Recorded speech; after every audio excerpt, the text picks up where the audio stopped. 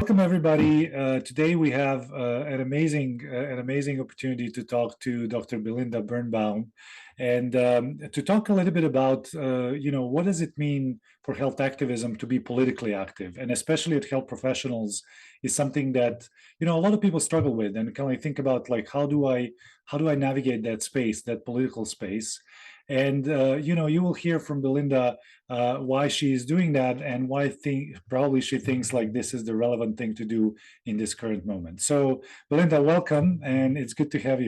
Thanks. So I was wondering if you can just quickly introduce yourself and tell us a little bit about yourself, where you're calling in from today, and then just a little bit about your professional, as a health professional, what is the work that you do, and then we can dive into the conversation about activism. So I am a rheumatologist and I work in Montgomery County, Pennsylvania, which is just outside of Philadelphia. I'm currently in a physician-owned private practice, and I'm one of 6 rheumatologists in my group. And I moved there about 4 years ago after spending 10 years in academia at various institutions in Philadelphia, both at Temple University and at the University of Pennsylvania. Yeah, welcome. It's good to have you here. So I'm going to start with a hard question. So when I was preparing for this, I was thinking about like a lot of our colleagues are actually constantly debating that in their mind, like to what extent I can get politically active as health professional, and what extent I need to maintain a distance from political activism. I was wondering if you can share your thoughts about it. Like, how do you see those things? Maybe not that divided and maybe even more intertwined than we can even imagine. It's interesting because my thoughts about this have certainly evolved over the past few years, whereas I think I was trained to always think that we need to be apolitical as doctors. We don't want to offend anybody. We need to just kind of treat everybody and listen to everything. And in some ways, we're supposed to almost take the abuse of everything as it comes at us. And it's really in the past 6 years that we've seen where, it's actually not okay when patients say derogatory things, when there are microaggressions, and it is okay to kind of talk back in a way to a patient. And so from there, what evolved is, I have these opinions about how things should be done, because it was Virchow who said that medicine is a social science and politics is medicine on a larger scale. And it's true, because everything that is going on in politics affects how I can manage my patients, how I can treat my patients, and my patients themselves, how they can acquire drugs. And, we're learning about and seeing how important these social determinants of health are. And so it's impossible almost to separate how I feel politically and how I practice medicine. And then what evolved from there is I have to speak out, and I'm not going to sit in my patient's office and say, this is how I feel about this candidate and that candidate. But it is okay to use my title as a physician and use that that privilege that I have as a physician, and the moral and civic responsibility we have as a physician to tell people what we think is going on. Yeah, that's really, really interesting. I love the way you're separating the two. Like there's a moment where we are treating our patients as clinicians, and that is not a moment for politics, because they're there for a different reason. They wanna get help and get supported. But what you're saying is that because we are health professionals, we should not be deprived for entering and engaging in public spaces, and especially like sharing our attitudes and belief that we think about will help our patients kind of like overall. That is really, really an amazing stance. So what is the work that you're politically doing right now? Like what is the, like I recently got a privilege to get a couple of articles about you from the news and got really excited about them. But can you tell us a little bit about that? Like what is the work that you're doing right now? Yeah, so it's 2022. We have midterm elections coming up, and Pennsylvania is just a little bit interesting in terms of our elections. Yeah, And just a little bit. Yeah. it's the buildup of a lot of things over the past few years. And there was, with the Dobbs decision in June, it was like, okay, that's it, I've had it. But, if you think back to when the ACA was almost overturned a couple of years ago, and the only thing that saved it was a dying John McCain on the Senate floor coming out and saving my patients and their insurance.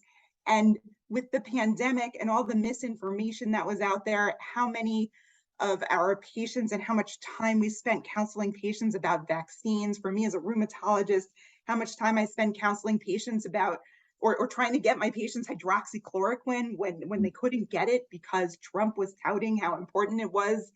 And so it's something that was building. And then with the Dobbs decision, it was just like, oh my gosh, I've had it. And I've never been politically active until the 2020 election, but I took my 14-year-old, we made signs and we went downtown to City Hall that night to protest with thousands of people. And I really sat there and thought, you know what, I'm a doctor, I'm here with thousands of people. I actually think that I have something important to say. And it was time for me to kind of exercise how I knew how to do this. And through a wonderful civic health fellowship I did with Vot-ER, it was really learning how to organize a community. And so I started to work to organize my community of doctors. I am part of a group called Physician Women for Democratic Principles. It's a 10,000 physician women online action group that supports different causes and candidates that we believe in. It's been active since 2016. And with the Dobbs decision, we decided we actually needed to organize by state. And I stepped up to organize the Pennsylvania group. Once I was, and we had a little subgroup, and pretty quickly we had over 300 members. And I worked to kind of organize us. I had Aaliyah Bhatia come talk to us about Vot-ER and the importance of voter registration. I had a constitutional law professor come talk to us and educate us about what led up to this decision and the perilous effects that this is going to have downstream. And then we started cold calling different campaigns, different local house campaigns, because the state elections are super, super important, and saying, how can doctors help you? What can we do to help your campaign? And we were organizing town halls, and I was reaching out to other doctors and saying, come with me. We're going to be speaking in Bucks County, in Delaware County. And through other groups that formed, there was a physician for Josh Shapiro group that formed, and we were meeting on Zoom, and any doctor that kind of spoke out that I thought seemed very interested, I kind of scribbled down their name and reached out to them afterwards and found a doctor who's been canvassing out of her garage for years. I found another doctor who's canvassing every single weekend, and I organized us into a bit of a coalition. I love it. And we started speaking out and tweeting and writing op-eds. I wrote an op-ed that was in the Inquirer in June about how terrible it would be to ban abortion because of the use of medications that I use that I would feel uncomfortable using. And I couldn't believe the positive reaction that got. And so I guess advocacy begets advocacy. And so pretty soon, the Fetterman campaign reached out to us, again, running against Mehmet Oz, and we started working with them, and reporters started contacting us from Politico, from HuffPost, from Vox. We organized to do, when Lindsey Graham put out that he was going to have this 15-week abortion ban, because we were kind of braced to act, we, within 48 hours, had 30 physicians on the steps of City Hall in our white coats, doing a Physician for Fetterman and Shapiro rally. And, Paige can tell you, or anyone can, that when I first started speaking and when we were doing the Civic Health Fellowship, anytime I got in front of a group to talk, my voice would shake, I would turn red. And now I think I've even gotten more comfortable doing this, which is just shocking to me. This is really interesting, which might lead to potentially even you running. But I want to double click on something you said about that journey from feeling like I don't belong here. This is not the space where I should engage. Almost like this sense of powerlessness that a lot of our fellow health professionals feel sometimes. Like, you're doing your job, you're helping people, but then you're seeing the world around you actually harming people. And I love how you describe that journey from kind of like, one day I just stood out and kind of like took my girl, and then we went down there to protest.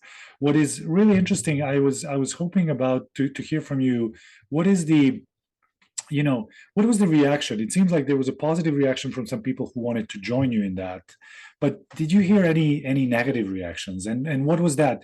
And I'm curious about, how did you manage that personally, on a personal level, not on a kind of like a political level, like debate and whatnot, but just like, maybe some colleagues didn't have the same opinion as you are. Yeah, that's it's really interesting. So I actually think that if I was still in academia, I don't know if I'd feel as comfortable speaking out. You're really part of a group.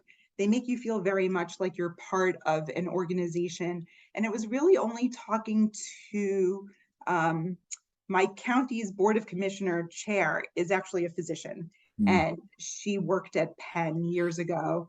And she said to me, when you're not at work, you're a private citizen and you can yeah, speak out. And it was really about trying to find the other physicians who felt comfortable doing it and sticking their necks out. And it's actually really hard to do. I started, you approach people with this, and the initial thing, people kind of recoil a little bit and say, oh, I'm not allowed to do that. And oh, I'm not sure I might get in trouble is the mm, thing people are most worried about, which is, how crazy is that? But a lot of academic institutions and hospitals run as nonprofits, and you're not allowed to take a political stance. And yeah, it was really kind of trying to tell people, like, but you're not representing your institution; you're representing yourself.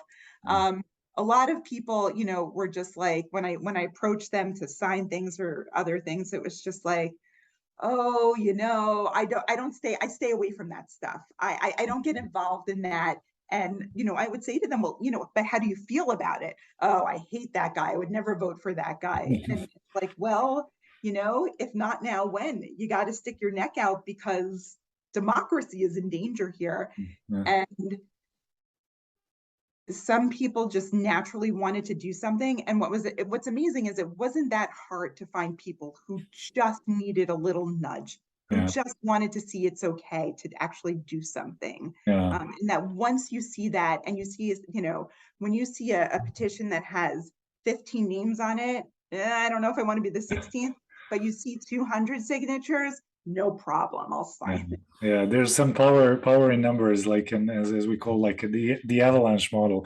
Yeah. I really love and enjoy this conversation, and I hope it will be an encouragement for other people to join in and think about this, not to immediately discard, like, okay, this is something that we should not do, and that is not the only form of activism. Like, I believe, like, people can take different ways, but political activism and political work actually really matters, and kind of like it can actually support people. So speaking of people, I'm curious about, any anecdotes or stories from your actual engagement, like when you went and talked to the communities and to people on the ground, or went, in front of the city halls, or doing those town hall meetings.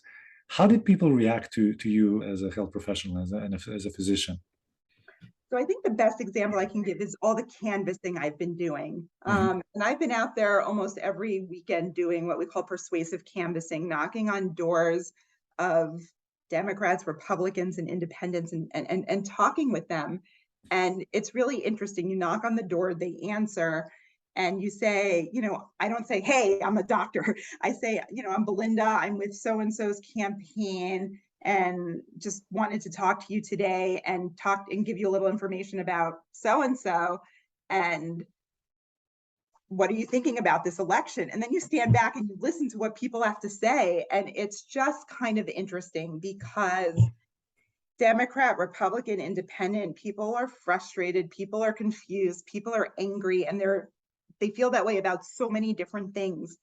And you listen to them for a while, and especially the ones who said, well, I'm not voting anymore because it's so frustrating, I don't want anyone to win. Or reproductive rights, that's just a women's issue, I'm not getting involved, I'll let my wife do that. Mm, Or you know I've been a Republican all my life, and now I don't know what to do.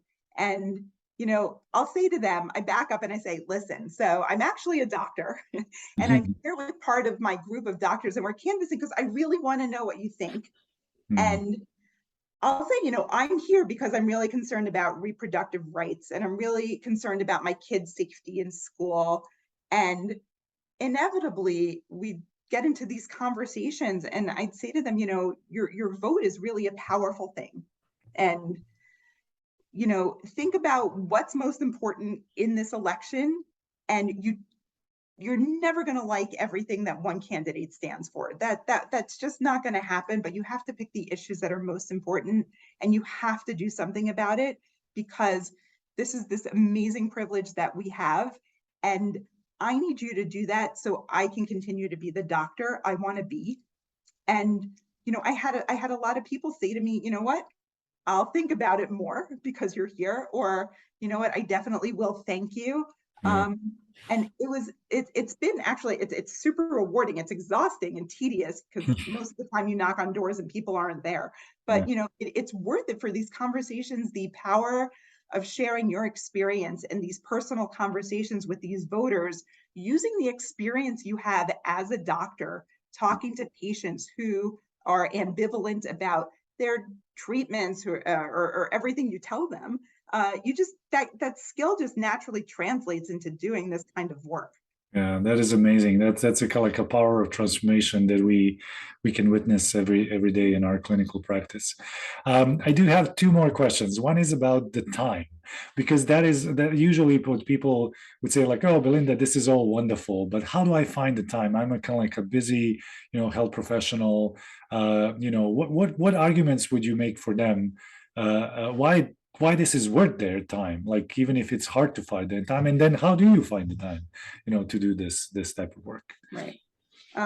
So I actually am, I see patients 3 days a week. So that means I've had time on the days where I'm not working to devote to this. So to be fair, I've had more time than most doctors do. But I will tell you that what we have found is with the amount of what we're calling moral injury in medicine, that the antidote to that is not meditation and it's not um, exercise that sometimes makes that feel better, but it's actually the advocacy work. When I speak to my fellow docs who are full-time ER docs and critical care docs and OBGYNs and psychiatrists, this actually energizes us. We've walked away from town halls together and looked at each other and we said, oh my God, that felt good. Right. Or, we've gotten off a phone call after we've been on Zoom for an hour on our like every other week physician for Shapiro meeting. And it just feels good to be in a space with other people who um, feel the way you do. And so you do find the time. And then, of course, you start to realize, oh my God, look how much time a day I spend scrolling on my stupid phone. And, look what I'm doing instead. It actually, it, it, it was always amazing to me that like, I look at now when my kids were little and everything I needed to do for them, and they're 14 and 12 now. And I think, oh my God, how did I do that? Right. Yeah, And right. and so it's always, you look at what you're doing, you say, oh my God, how did I do that? When it energizes you and it keeps you going and it's motivating you, Yeah. you can find the time. Yeah, that is great. And I think there's something to be said about the power of other people and relationship with other people. Like, in movement building and activism, we always say like people don't leave movements because of the strategy or not. They usually leave them because of the people, and they join them because of the people. Yeah. And as much as we want to kind of like dream about kind of like, oh yeah, if we just have the right strategy, people will join.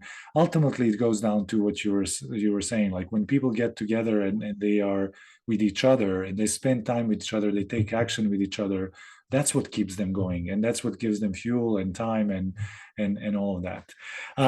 Any last words in terms of the words of advice and wisdom to maybe people who are kind of like on the fence with this, like, oh, I want to get politically active, but I'm still not sure. Like, what would you say to them? Take one baby step, find a baby step and do it, whether it's writing a postcard or phone banking, and see how you do. Find what works for your personality and just take that baby step. I know for me, it was wearing a Vot-ER badge in my office back in 2020 and looking at my first patient and saying, are you registered to vote? And just that one experience and interaction did it for me. It was, oh my God, look what I can do here with my voice. And imposter syndrome, do I look at this every day and say like, my God, Belinda, you're like a community rheumatologist and now they're, you're talking to a reporter from like Axios, what the hell are you doing? You got to take a step back and say, you know what, I actually know how to do this. We've worked so hard as doctors to know what we know, and our day-to-day interactions and what we do and deal with our patients and with everything they deal with, we have a lot of knowledge to give. And like I said, it's a privilege to be able to do that. That's amazing. Well, Belinda, thank you so much for joining this conversation. It's been a real pleasure to talk to you, and I wish you all good luck for the next couple of weeks that we have until the elections. But I also hope that you will continue being politically active as a health professionals, and even more importantly, engaging other people in that, which it seems like you're doing big time. So thanks a lot. I just want to say one final thing on my learning curve is that when Paige invites you to a Zoom talk, you need to know it might be recorded and maybe take a shower before you get on. Okay, that's great. Next time, Paige, next time. Next time. Thank you.